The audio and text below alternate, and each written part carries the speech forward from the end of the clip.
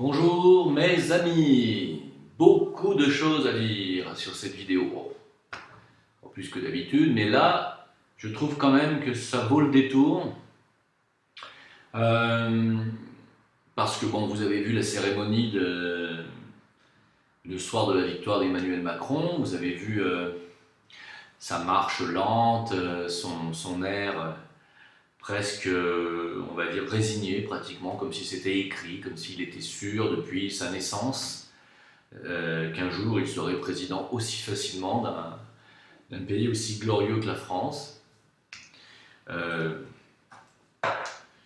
Moi j'ai été ébahi de voir qu'il y a eu si peu de réactions parmi, d'abord mon entourage, si peu de réactions parmi le peuple en général, les médias, si peu de réactions à son discours devant la pyramide du Louvre, bien centré, parfaitement ajusté, avec ses yeux juste en dessous des deux petites loupiottes rouges au sommet de la pyramide du Louvre, qui est la pyramide de Mitterrand, pyramide de Pégeste ou Pégeste. Euh, alors on dit que maintenant, toute la sphère complotiste du net s'embrase parce qu'on crie au complot, on crie aux Illuminati, etc. La vérité est que, bien entendu, c'est un rituel maçonnique qui s'est passé. C'est absolument un rituel maçonnique. Euh, Macron est un franc-maçon, il ne le cache pas, et il est soutenu par les réseaux, par le Grand Orient de France notamment, euh, et par tous les grands francs-maçons, les grands maîtres, et même les degrés bien plus importants que maître, parce que vous savez que maître, ce n'est que le troisième degré en maçonnerie. Et on retrouve derrière lui toute la finance mondiale, toute la finance notamment, et les influences israéliennes sionistes, hein, il faut le dire. Alors j'ai été obligé de réagir parce qu'on me dit comment ça se fait Monsieur le Veilleur que vous n'ayez pas fait de vidéo sur ce sujet. Voilà, donc je la fais. Euh, D'abord, il faut bien comprendre une chose, parce que je m'aperçois que sur Internet, que ce soit la sphère complotiste ou conspirationniste, j'aime pas ce terme parce qu'en fait c'est comme si c'était nous qui complotions et c'était nous qui conspirions, alors que c'est exactement l'inverse, nous dénonçons les complots et nous dénonçons ceux qui conspirent. Hein.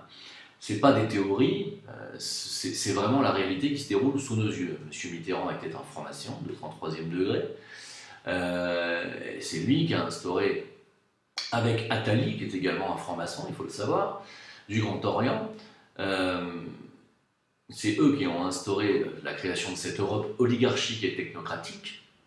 On est bien d'accord sur le fait que tout le monde a voulu une Union européenne, tout le monde a voulu que les pays européens fassent la paix, que nous ayons une monnaie commune, que nous ayons même pas de frontières entre pays européens, c'était très bien, tout le monde a accueilli ça, même moi j'ai accueilli ça à bras ouverts, j'ai trouvé ça génial. Mais si on avait su que, à notre insu, ils étaient en train de nous préparer cette Union européenne-là, celle des banquiers, celle des hommes d'affaires, celle du CAC 40, des finances mondiales, je pense que personne n'aurait jamais signé. Hein. Il faut bien comprendre, encore une fois, que Mitterrand marchait main dans la main avec les loges maçonniques, et les loges maçonniques, pas n'importe lesquelles, toujours les mêmes, c'est-à-dire le Grand Orient et la Grande Loge de France. Hein, la Grande Loge nationale française. Donc, on retrouve toujours les deux mêmes loges qui sont des loges politiques, qui n'ont strictement pas grand-chose à voir avec la maçonnerie initiale. Et je tenais à faire cette précision, parce qu'on a tendance toujours, et je voudrais encore une fois le préciser, à mélanger toutes les maçonneries, à les mettre toutes dans le même sac. Et croyez-moi, il y a des maçonneries qui sont ici, et les maçonneries politiques sont là, parce qu'il est interdit en maçonnerie de parler de ses opinions politiques normalement. Hein. Et on a des loges qui ne sont que politiciennes, et qui sont des loges hyper influentes, et ce sont même les plus puissantes. Hein. La maçonnerie n'est pas faite pour ça à la base. La maçonnerie, c'est la géométrie sacrée, c'est l'architecture sacrée, ce sont les bâtisseurs. Hein.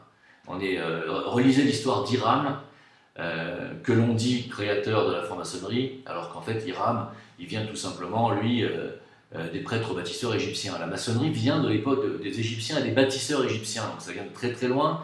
Et croyez-moi, les francs-maçons de l'époque étaient des gens qui étaient initiés à la géométrie sacrée, hein, le nombre pi, le nombre phi, etc. Donc on est strictement, mais très très loin de la maçonnerie actuelle et de celle dont on est en train de parler là. Il faut savoir que la maçonnerie a été infiltrée au XVIIIe siècle, la vraie maçonnerie, celle dont je parle, celle qui a toujours été là pour la géométrie sacrée et l'architecture, celle qui a servi à construire aussi les cathédrales, entre autres, hein, et tous les grands monuments qui comprennent dans leur construction la géométrie sacrée et le nombre phi. Cette maçonnerie a été infiltrée au XVIIIe siècle, alors certains disent 1717, d'autres disent 1736, d'autres disent 1776. Tous ces chiffres-là sont bons en fait en réalité. En réalité, la franc-maçonnerie a été infiltrée, il faut le dire, par des juifs messianiques. C'est la vérité. Je veux dire, Adam Weishaupt qui a créé les Illuminati, et ça c'est pas un complot et c'est pas une divagation. Je veux dire, les gens qui nous prennent pour des fous quand on parle de complot, ou quand on parle d'Illuminati et qu'ils nous imaginent avec des petits diables autour de nous, non, on n'est pas fous. Renseignez-vous, les Illuminati, ça existe. Ça a existé et ça existe toujours. Vous n'en saurez pas plus sur ce qu'elle est aujourd'hui, parce que c'est totalement secret, mais renseignez-vous, c'est les Illuminati qui ont fomenté la Révolution française. Entre autres, ce sont les Illuminati qui ont aussi participé à la création du dollar aux États-Unis. Sur le billet de 1 dollar, il y a une pyramide avec, à la base de la pyramide, 1776. C'est l'année de création des Illuminati, c'est pas un hasard. Renseignez-vous. Donc, on se retrouve aujourd'hui avec cette frange de la maçonnerie. On va dire une maçonnerie qui, pour moi, est une maçonnerie trafiquée, est une maçonnerie, oui, tronquée, hein, qui a été infiltrée au XVIIIe siècle par des juifs messianiques. Et quel était le but de ces juifs messianiques? C'était de redonner la toute-puissance au peuple hébraïque, celui qui n'a pas reconnu le Christ, hein, et de faire revenir le Messie en son sein. Mais pour cela, il y a des conditions à remplir, qui sont des conditions qui sont dans le Talmud. Et ces conditions, c'est que le peuple d'Israël, le peuple juif, doit avoir une patrie, une nation, ce qui va totalement à l'encontre de ce qui est écrit dans la Torah, dans l'Ancien Testament. Ils n'ont pas le droit d'avoir de nation. Hein. Mais les juifs messianiques, eux, vous disent, pour que le Messie revienne, il faut que le peuple juif ait une nation. Ils ont réussi leur coup, bravo, chapeau. Ils ont Israël, qu'ils ont volé à des gens qui habitaient déjà là. Hein. Et ensuite, leur deuxième... Le deuxième point important est que en Israël, eh bien, Jérusalem devrait devenir la capitale du nouvel ordre mondial, leur nouvel ordre mondial, le nouvel ordre mondial des messianiques. Ce ne sera pas le nouvel ordre mondial dont parlait Alice Bailey, dont je parle dans mes nombreuses vidéos d'avant. Donc, Adam Weishaupt, qui au XVIIIe siècle s'est servi de toutes les personnalités influentes de la finance, a réussi à rallier les Rothschild, a réussi à rallier des gens comme ça, les Rockefeller, etc., dans cette maçonnerie tronquée, cette maçonnerie de la finance.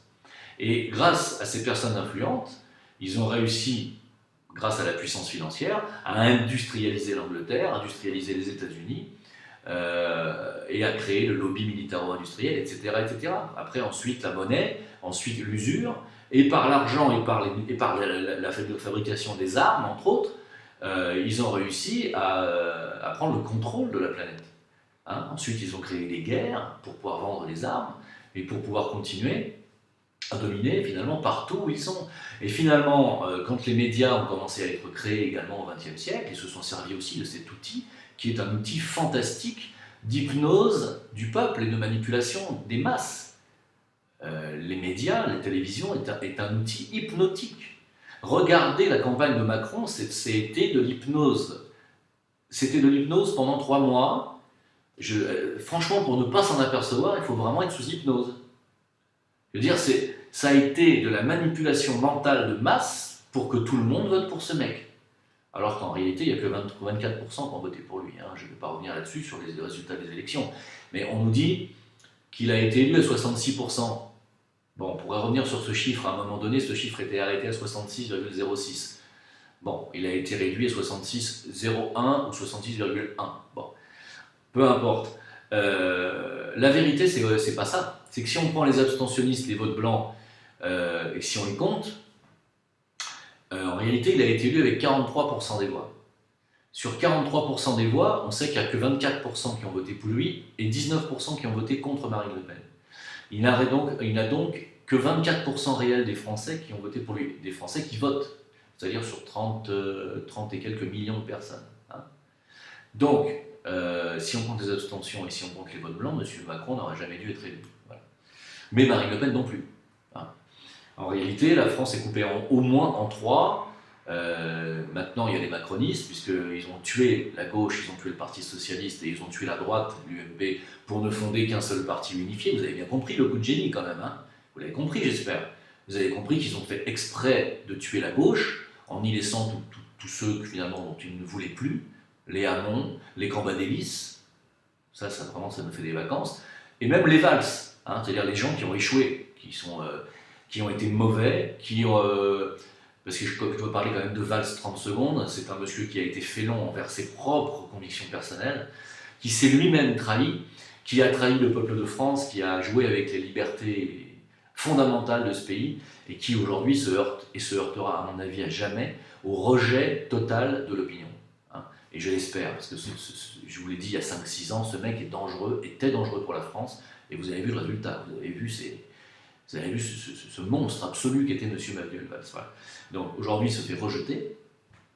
Et vous avez bien compris qu'ils ont récupéré tout ce qu'il y avait de bon à prendre au PS, en faisant couler le parti avec les indésirables. Ils ont ramassé tout ce qu'il y avait à prendre au centre, Bayrou, avec ses quelques pourcentages, en récupère. Ils ont pris tout ce qu'il y avait de bon à prendre à droite, en dégageant les indésirables, Sarko et j'en passe. Ils ont dégagé Fillon, ils ont dégagé tout ce qu'il y avait d'indésirable à droite, Juppé, etc., toute cette vieille droite, et on récupère les nouveaux. Et on a fondé un nouveau parti. Alors quand je dis on, c'est pas Macron qui l'a fait, arrêtez de rêver. Ceux qui croient que Macron c'est lui qui fait les choses et qui va sauver la France, mais vous rêvez les enfants, vous pioncez complètement. C'est absolument pas lui, c'est le système qui est derrière lui, moi je vais parler. Ils ont créé ce nouveau mouvement, alors on ne sait pas où il se place, est-il à gauche, est-il à droite, en réalité il est complètement à l'extrême droite sur le plan financier. Vous allez comprendre pourquoi, vous allez voir ses mesures et vous allez voir sa politique. Il est complètement à l'extrême droite, c'est-à-dire que c'est tout pour la finance, tout pour les riches, tout pour les milliardaires. Hein. Il va continuer à alourdir la dette de la France pour que les copains à Rothschild puissent continuer à toucher de gros intérêts, quitte à mettre la France à plat ventre. Hein. Et vous allez avoir de moins en moins. Hein. C'est donc l'extrême droite de la finance. Hein. En voulant voter contre l'extrême droite, vous allez voter pour l'extrême droite de la finance, il faut le savoir. Ensuite, sur le plan social, ça sera pareil, ça ne sera pas la gauche, hein, vous allez voir, vous allez comprendre. Voilà, donc c'est clair et net, pour moi c'est absolument l'extrême droite dans toute sa splendeur, hein, pour qui vous allez voter. Là. Mais ils vont se faire passer pour des gens bien pensants en laissant rentrer de l'autre côté des tas et des tas de migrants, d'immigrés, en vous disant qu'il n'y a pas d'histoire de France, qu'il n'y a pas de culture française, qu'il ne doit pas y avoir d'identité française parce que la France est un pays d'ouverture et de métissage. Et tout ça, ça fait partie de l'idéal messianique. Ça fait partie de cet idéal qu'on appelle maçonnique, qui est anti-chrétien, qui est anti-nation, hein, alors que la nation a toujours été quelque chose de vu sur le plan religieux, tout comme sur le plan occultiste et même spirituel, comme quelque chose de très bon. Parce que ce sont les identités nationales et les identités nationales, on peut le dire, qui donnent des couleurs à ce monde, à cette planète. Et c'est grâce à cette identité nationale qu'on finit par avoir une planète qui finalement est peuplée de richesses différentes et variées. Si demain on rend ce monde unipolaire, on va perdre toutes les richesses et tout ce qu'ont apporté les nations à travers le monde. Y compris dans les langues, y compris dans l'agriculture, y compris dans la gastronomie, dans tout ce qui peut être, qui peut représenter une identité nationale. On va faire échouer, on va couler toutes ces identités nationales au profit d'un nouvel ordre mondial qui sera basé sur le métissage, la pensée unique, puisqu'ils veulent nous instaurer une seule pensée, c'est-à-dire la leur. C'est-à-dire, tu dois être pour les migrants, tu dois être pour le métissage, tu dois être pour le mariage homo, le mariage pour tous, l'adoption homoparentale.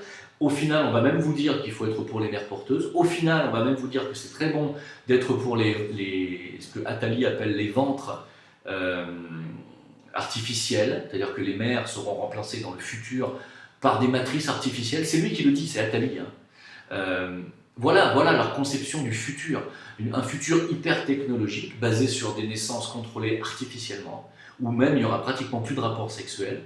Les gamètes, c'est-à-dire les spermatozoïdes seront prélevés, les ovules aussi, on fera une petite tambouille en cuisine, et on fera dans des matrices artificielles, on mettra des enfants au monde. C'est ça, c'est la vision, si vous voulez, de ce nouvel ordre mondial, de ces Illuminati, qui dirigent Macron derrière. Macron, je tiens quand même à rappeler, est un homme qui correspond en tout point à la description de l'Antéchrist. Alors, je ne dis pas que Macron est l'Antéchrist, hein, je dis qu'il lui ressemble, c'est le profil type qui a été choisi, c'est pas un hasard, c'est pas Macron lui-même qui est l'Antéchrist, il a été choisi mais placé par le système comme tel. C'est-à-dire il est jeune, il est séduisant, il est beau, on peut dire, par rapport aux autres en tout cas, et si vous voulez, il a vraiment tout pour plaire, c'est-à-dire qu'il est très certainement bi, bon, moi je pense que oui, il a très certainement un gros complexe d'Oedipe parce qu'il vit avec maman. Il l'a rencontrée à l'âge de 15 ans, il faut le savoir, quand elle en avait déjà 37-38 et qu'elle avait déjà des enfants. Donc il a très certainement pas de famille, il n'a pas d'enfant lui-même.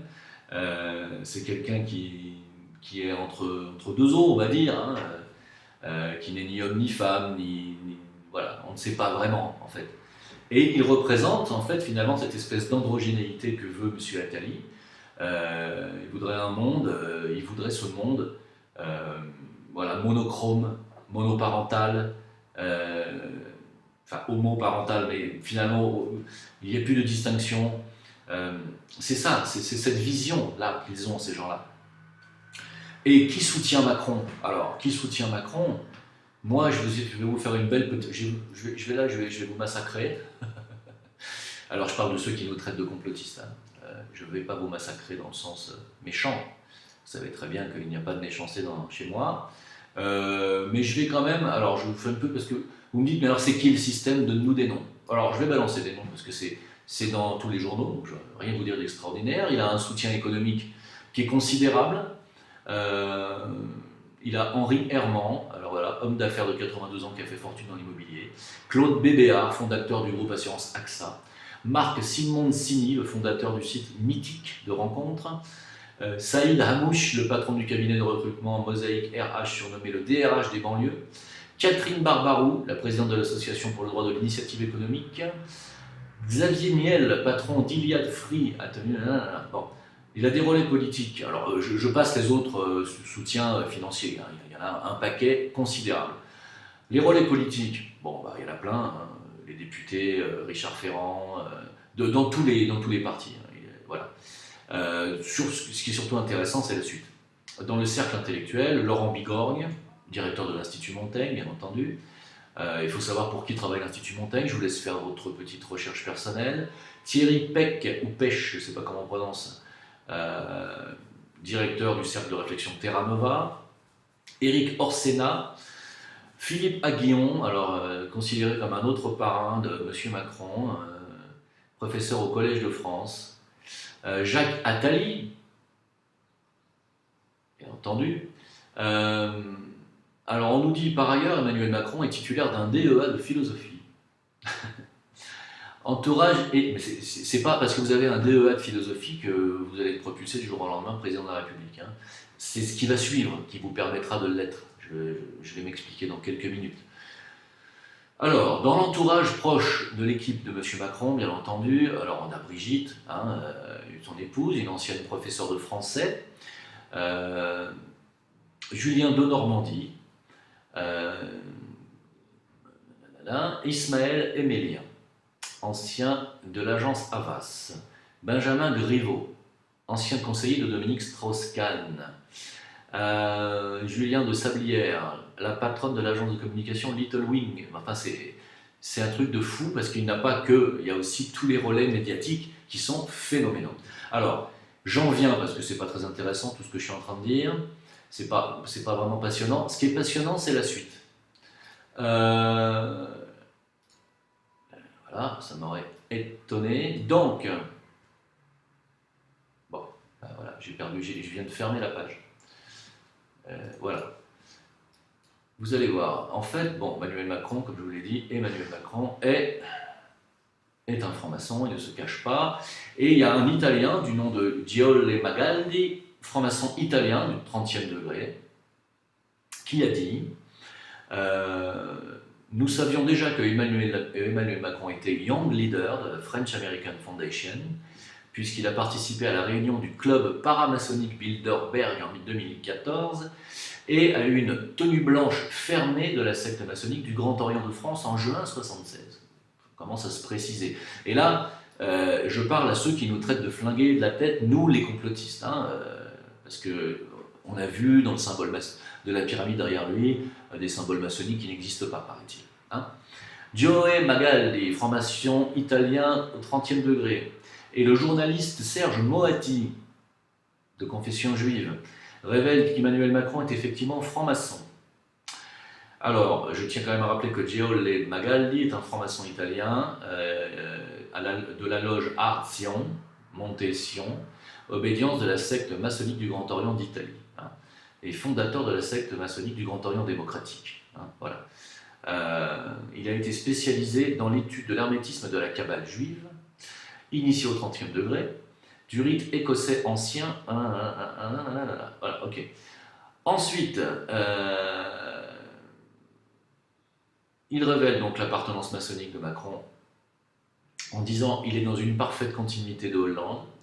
Déjà banquier des Rothschild, il a été consultant puis ministre du même Hollande. De plus, il est le chouchou du franc-maçon Jacques Attali. C'est lui qui le dit, hein, c'est monsieur Magaldi. Macron en personne se vante de son appartenance maçonnique dans l'Ur Lodge, Super Loge, Fraternité Verte, où l'a amené Hollande, et dans la Super Loge Atlantis Elletheia, son mentor Attali. Un raffiné franc-maçon, un intellectuel d'envergure qui a travaillé pour le centre-gauche, on parle d'Attali, et a participé à la construction de cette Europe technocratique et oligarchique. Opération cosmétique qui a porté Macron à l'Élysée. Voilà, vous comprenez qui sont les vrais soutiens maintenant de M. Macron. Vous pouvez prendre n'importe qui à sa place qui a les mêmes connaissances dans les cercles économiques, médiatiques, intellectuels, tout ce que vous voulez, et financiers. Vous n'en ferez pas un président. Pourquoi ? Parce qu'il faut avoir ses soutiens maçonniques et ses réseaux derrière vous. Sinon, vous ne serez jamais présidentiel. Tout comme aux États-Unis, si à une époque vous ne sortiez pas de l'université de Yale et de la petite secte intrinsèque à cette université qui s'appelait les Skulls and Bones, vous n'étiez pas présidentiable. Maintenant, M. Serge Moati, juif de confession, est également franc-maçon. Macron, il dit, je cite M. Moati, Macron est devenu président en marchant vers la lumière, devant la pyramide du Louvre, un site initiatique indispensable, nous dit M. Moati. C'est M. Moati qui le dit, ce n'est pas moi. Donc à un moment donné, j'aimerais que les gens se réveillent à cette réalité, parce que c'est pour ça que je cite des noms, parce que c'est pas possible. On ne peut pas continuer comme ça à fermer les yeux sur des choses qui sont évidentes, quoi. Alors on pose la question à M. Moati.